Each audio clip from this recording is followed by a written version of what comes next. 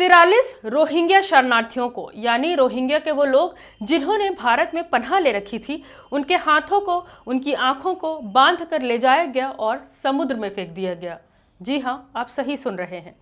Live law की report के मुताबिक सुप्रीम कोर्ट में एक नई पिटीशन दायर की गई है, जिसमें दावा किया गया है कि 43 रोहिंग्या शरणार्थियों को पुलिस ने पहले हिरासत में लिया और फिर उन्हें पोर्ट ब्लेयर में ले जाकर नेवी के जहाजों में बिठा दिया। इस दौरान इन लोगों की आंखों और हाथों को बांध दिया गया और फिर उन लोगों की जिंदगी की परवाह किए बिना ही उन्हें समुद्र के पानी में फेंक दिया गया। याचिका में मांग की गई है कि इन शरणार्थियों को दिल्ली वापस लाया जाए और कस्टडी से रिहा किया जाए। जिसने ये याचिका डाली है, उसने अपनी याचिका में बताया कि इन शरणार्थियों को बायोमेट्रिक डिटेल लेने के लिए बुलाया गया था, लेकिन फिर उन्हें रिहा ही नहीं किया गया। इन लोगों को जबरन ही देश के बाहर फेंक दिया गया। 43 रिफ्यूजियों को सिर्फ एक लाइफ जैकेट देकर म्यांमार के पास अंतर्राष्ट्रीय समुद्र में फेंक दिया गया और तैरकर किनारे तक जाने के लिए मजबूर किया गया। बताया जा रहा है कि इन 43 रोहिंग्या रिफ्यूजियों में महिलाएं हैं, बुजुर्ग हैं और तो और बच्चे भी हैं। इनमें वो लोग भी हैं जिनके परिवारों को तोड़ दिया गया, बच्चों को मां से अलग होने के लिए मजबूर कर दिया गया। इसके अलावा कई लोग तो इनमें ऐसे भी हैं जिन्हें कैंसर जैसी गंभीर बीमारियां हैं।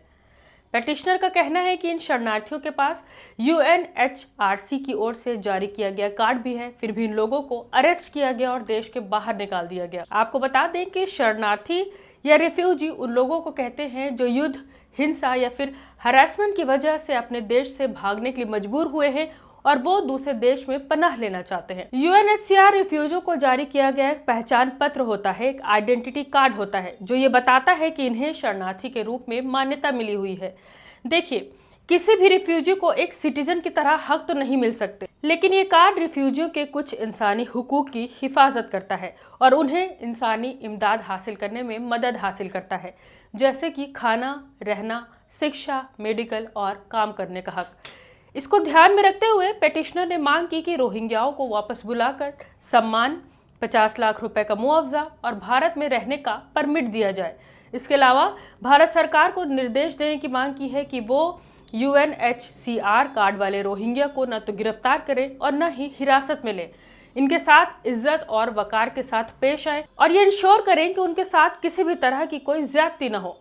लेकिन सॉलिसिटर जनरल तुषार मेहता इसे ठीक नहीं मानते। उन्होंने 8 अप्रैल 2021 को सुप्रीम कोर्ट के आदेश का जिक्र करते हुए कहा कि आर्टिकल 14 और 21 के तहत मूल अधिकारों की गारंटी भारतीय नागरिकों और बाकी लोगों को है, लेकिन इसमें यह गारंटी शामिल नहीं है कि अगर कोई इलीगल तरीके से भारत में एंट्री कर जाए तो उसे बाहर नहीं निकाला जाएगा।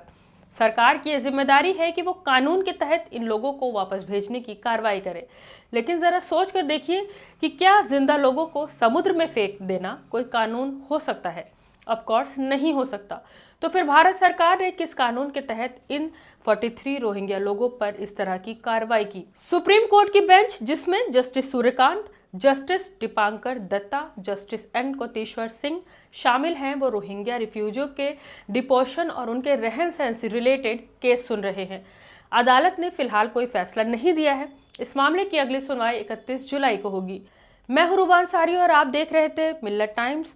इन 43 रोहिंग्या शरणार्थियों को समुद्र में फेंक देना क्या सही है? आपकी इस पर क्या राय है? हमें कमेंट करके जरूर बताएं।